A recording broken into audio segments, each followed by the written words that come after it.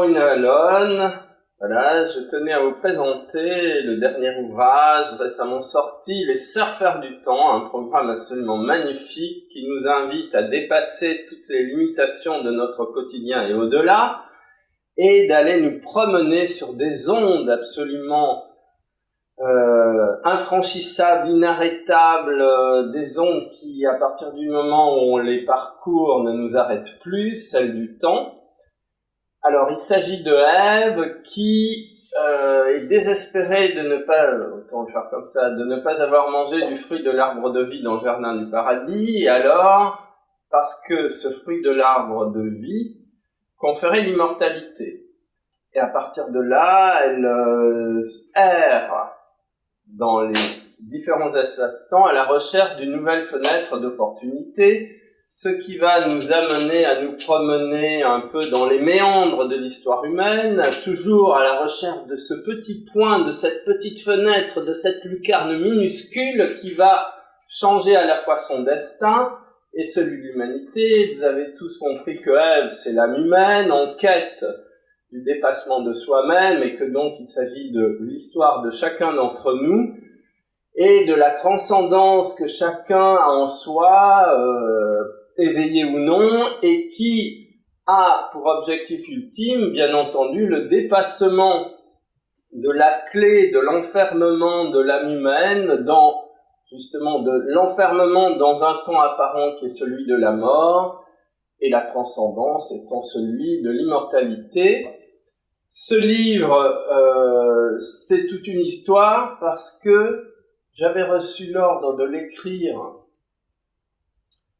en Amazonie, c'était très clair, à côté d'une source d'eau. Donc je prends un avion, j'arrive à Lima, de Lima je saute à Tarapoto où j'avais une amie, j'arrive, c'était pas du tout là, je lui dis non, une source d'eau, je dois écrire ce livre à côté d'une source d'eau.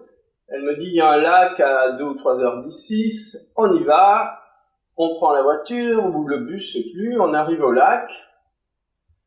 Et c'était l'endroit parfait, une table au bord du lac, une petite maison, on était 5. Et la première nuit, j'ai commencé à rêver de ce que j'allais écrire. Après le petit déjeuner, je m'assieds au bord du lac, à ma petite table, et le rêve se déroulait dans la journée jusqu'à ce que j'ai fini de poser le dernier point correspondant à ce qui s'était déroulé pendant la nuit. Ça a duré 5 jours, et en 5 jours, c'était écrit. Voilà. Et c'était très intéressant parce que j'étais dans un tel état, un des amis qui était avec moi, en fin de matinée arrive pour me demander quelque chose, j'étais extrêmement concentré, il a posé sa main sur mon épaule pour attirer mon attention, et c'est comme s'il avait planté un poignard, c'était une déchirure atroce. Je dis, je ne veux absolument pas que quelqu'un s'approche tant que je n'ai pas fini mon travail de la journée. J'ai apparemment été assez persuasif puisque plus personne ne s'est approché. Et voilà, donc c'est l'histoire de ce livre qui est qui est